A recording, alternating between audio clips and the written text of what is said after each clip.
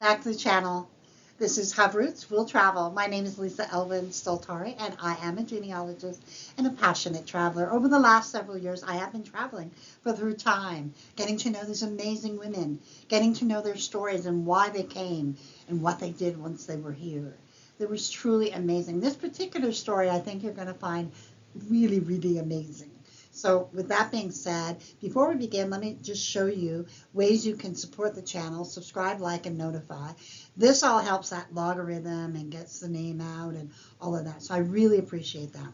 For those of you who are just joining us and haven't seen some other episodes, obviously we're on episode 269. There's a lot of episodes prior to this. And if you want, you can go to haverootswilltravel.com. There's a PDF listing. You can go look for the number. It's alphabetical. So then once you have that number, then you can go on another page on my website and just click on that link and you'll be able to see the video immediately. So just have a look at that if that's something that you're interested in. But for now, let's get to know our amazing episode 269. Today we're going to be looking at episode 269, Marie Mullois, and this comes to us from a viewer request. I do not have her in any of my files. Let's have a look and get to know Marie a little bit better. So Marie was born in 1649 in Blois, France. Her parents were Thomas Mullois and Anne Giroux.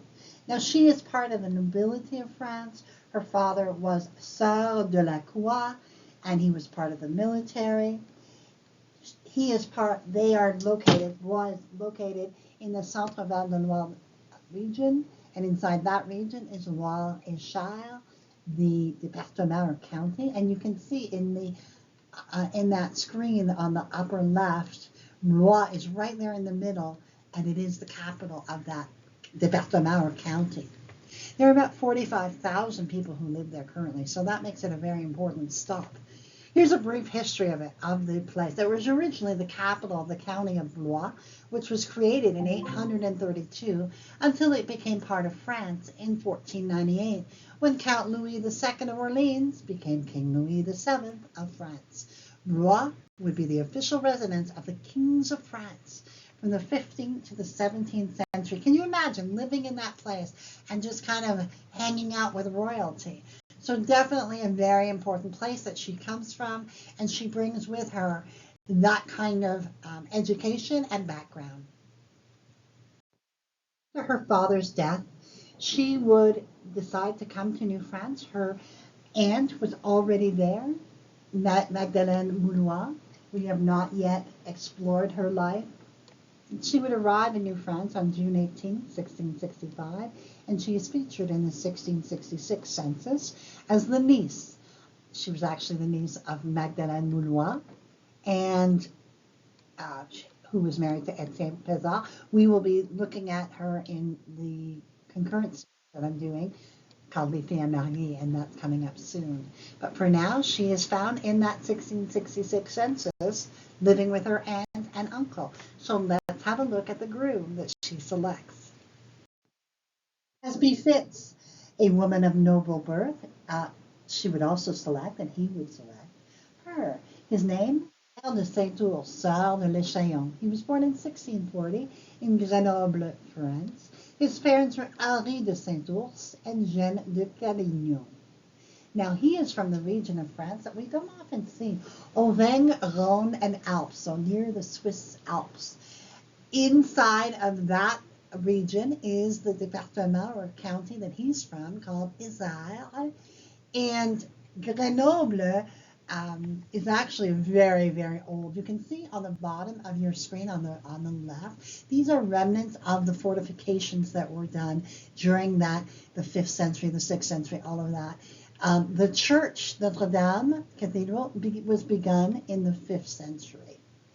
Now, this is just kind of like an overview of what it looks like. It's just surrounded by mountains as well. Those of you might remember that in 1968, Grenoble was the site of the Winter Olympics. This area, Grenoble, at that time was also a haven for Huguenots, and as such experienced the turmoil and the violence that was associated with that movement. Now, Pierre would arrive September 12th, 1665, with the Saint Sebastien and was captain of the Carignan regiment. Have a look at Pierre's astonishing career. First, 1658, he's a cadet in the Carignan regiment in France. 1659, he becomes an ensign. In 1664, he took possession of his father's land. In 1665, he was made captain in the Carignan regiment with Tracy at the expedition against the Iroquois, and he was stationed at Sorel at the new fort.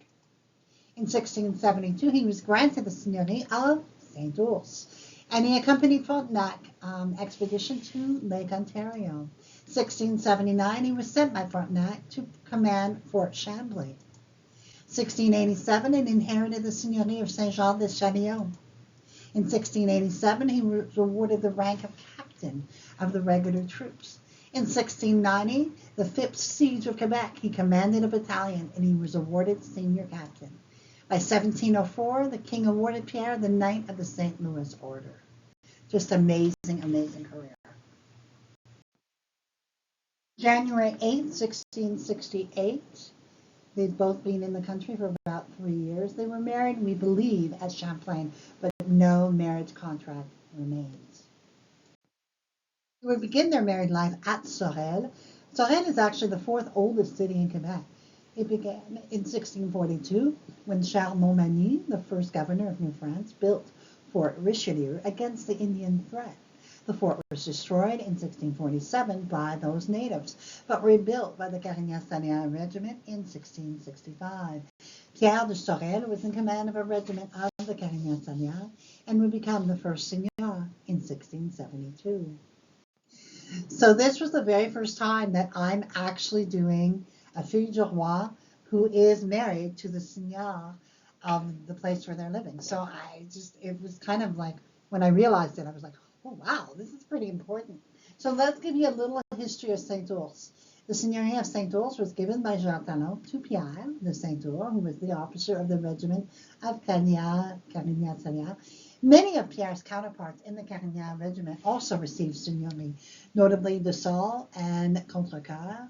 The church registry was opened in 1681, and one of the first tenants to receive land was a man named François Pissonneau de Lafleur. Now, this area was under fire from the Iroquois in 1691, and as such, the seigneury grew very slowly. In fact, it was not until 1703 that a mill was even built. So this is kind of how difficult it was and challenging it was for them to settle here, and truly for Marie and Pierre to really, they built a manor house. You can tour it to this day. That's on the bottom of your screen there. The church is there. It's a very small little community. Definitely something you want to visit if this is your ancestry. They would go on to have 11 children. We have Louis, who we have no more information on. Jean-Baptiste, we do not know if he left descendants. Marie-Barbe would marry René Lagardère and would have 2 children, both of whom made it to adulthood. Jeanne would marry François Antoine Pecaudy and have 4 children, all of whom made it to adulthood. Pierre would marry Jeanne Françoise Céloron and would have 4 children, 3 of whom would survive and 2 would leave descendants. He had a natural child with a woman named Jeanne Rimbaud, and another child much later in life whose mother I could not determine. So there's some DNA going on there. We have Marianne, who married Jean de Mine, did not leave descendants. Angélique, we have no more information on. Elisabeth married Claude Charles Leroy de la Potière, but did not have any children. We have Joseph, again, no information. And Marie-Thérèse, no information. It is remarkable. Marie-Madeleine, we know, died in infancy. It is remarkable that they had this many children and we don't have any information on.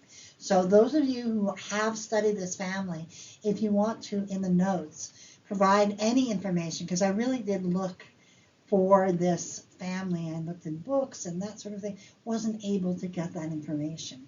So 1681, though, we have the census. We have Pierre, we have Marie, we have their children, Louis, Jean, Marie, Jeanne, Pierre, Marianne, Angélique, Elisabeth.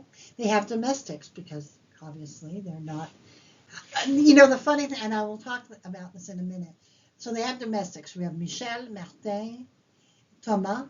They have 6 guns and 20 Vazakon, 20 goats or bulls, anything with a horn, 40 Arpents. So they have about probably between 35 and 38 acres of land. One of the things that was striking to me when I was studying this family is, despite the fact that they were seigneurs and all of that, they actually had very little money, very little money in order to acquire things. At one point, there was a report made that said they were living in poverty. So this is, you know, it's always important to look for the facts. What are the facts? And the fact that so many of his children did not leave a trace, I'm not really sure what that means, but certainly it implies that they either died or they went into the convent or they got married and didn't, or left the country. Not sure what that all means, but certainly there's a lot of room for study for this particular family. She would pass away sometime in 1705. We do not have any burial record for her. She was about 56 years of age. She and Pierre would have been married 37 years, and she would leave us as of 1729 with 58 descendants. Pierre would carry on. He would marry the widow Marguerite Legardeur from the very famous Legardeur family in 1708. He would be married to her until his own death at the age of, remarkably, of 84 in 1724. And we do have a death record for him.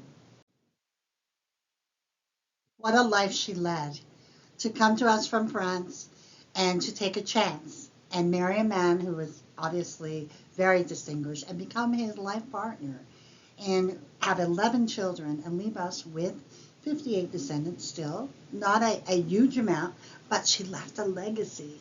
Now, what was really neat for me is that, remember that her aunt, Madeleine, who's a fille mariée, was the seigneuress of Champlain, and I just finished doing that fille mariée episode.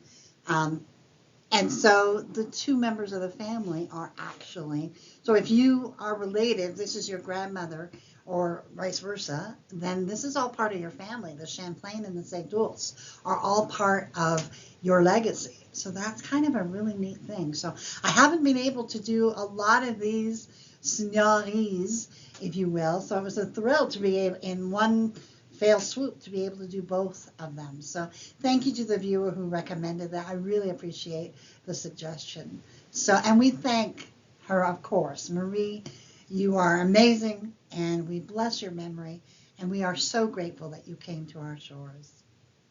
And with that being said, I want to say thank you to my patrons, supporters, and subscribers. You are the wind beneath my wings. I couldn't do this without you. And with that being said, I will see you on episode 270. Cannot believe we're there already. Until then, au revoir.